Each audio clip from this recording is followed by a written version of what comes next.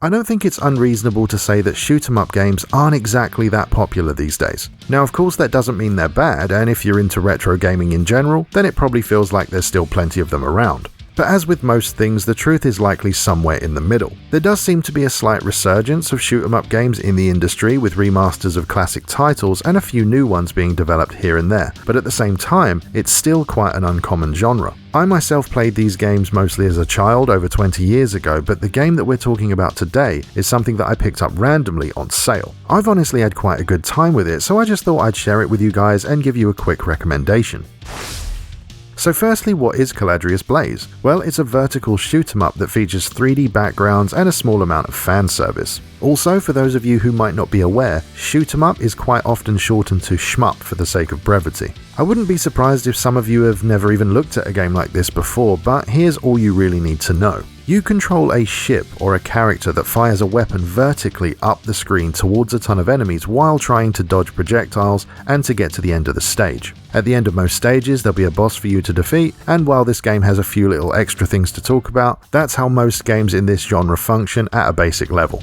This game has 8 characters to choose from, each with their own ship and weapon type. Some weapons are easier to use than others, and every character has the ability to use a generic bomb weapon. The bomb is limited in its use because it can basically clear the screen and deal heavy damage to a boss. I thought the elemental gem system was quite a nice addition, allowing you to mix and match different color-coded gems in order to adjust how your elemental shots work. You have 1 normal attack and 3 elemental shots, and those 4 attacks are tied to the 4 face buttons on your controller. Each of the 3 gems that you socket essentially represents how the 3 elemental shots will function. It's a simple but effective mechanic, and it allows you to slightly customize the weapons to your tastes. You'll probably also notice that the ship, the enemies, and the backgrounds are all rendered in 3D, and I mean, they don't exactly look amazing or anything, but for a game like this, I do quite like the aesthetic. The game does a lot of camera movements and scene transitions as well, which is a nice little touch. Rather than, just ending the stage and loading a new one, it blends them together seamlessly at certain sections, which look pretty cool to me.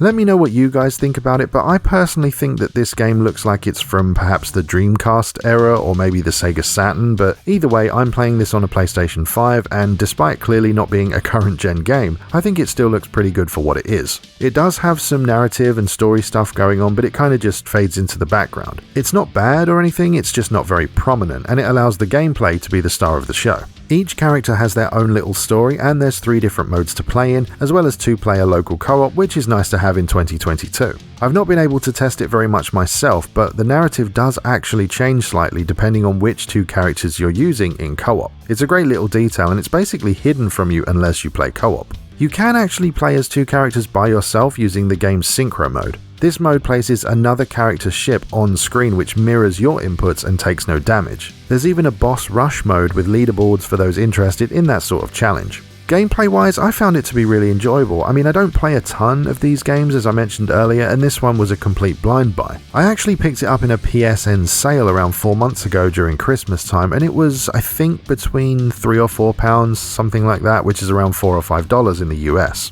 For that price, I thought it was an absolute bargain. I don't generally go for digital games, hardly ever in fact, but for that kind of price I'm happy to download a couple of them and give them a try. At the time of recording, the game seems to be around £15 in the UK or about $20 in the US, but I have seen it on sale numerous times, so if you're interested in it, it might just be worth wishlisting it and then grabbing it on a sale. There is a physical PS4 version of the game, but it's by limited run, and that means it's probably going to be rather expensive to acquire at this moment in time. If you want to get a physical version for the Switch, you'd be looking at importing an Asian copy from PlayAsia, but they do have one that's multi-language, which includes English, and it's only about £30 or $40, so you do have some options. Lastly, I just wanted to talk about the fan service stuff. Now, you guys know me, I have zero issue with it, in fact the more the better as far as I'm concerned, but I do understand that some people don't enjoy it. So in the interest of fairness, I think it's always worth just explaining the levels of fan service in games like these, so players know what they're getting. When playing solo, the character that you're playing as is always shown on the left side of the screen, and when you take a certain amount of damage, that character's portrait will visually change and show increasingly torn and ripped clothes. The same goes for the bosses that you face during your playthrough, and they will appear on the right side of the screen and their clothes will also take damage and rip.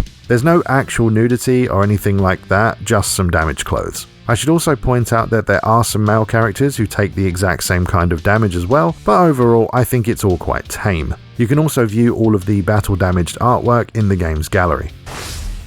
In my opinion, Caladrius Blaze is a good example of how old school games can still be relevant in the modern gaming industry. Shoot 'em ups are definitely one of the genres that have been somewhat left behind, but they can still be fun if you're willing to give them a chance. This specific game has great artwork, quick and satisfying combat, and some interesting mechanics. Ultimately, this game isn't going to blow your mind, but I think you can definitely have some fun with it in short bursts, especially on a handheld system like the Switch. It's well made, it's not too difficult, it doesn't cost too much, especially when it's on sale, and I think it showcases some of the better parts of the shoot 'em up genre. If you enjoyed the video, I really hope you'll consider subscribing, and if you like what I do and want to help support the channel, please check out the first link in the video description down below. Thank you very much for watching, and I'll see you next time.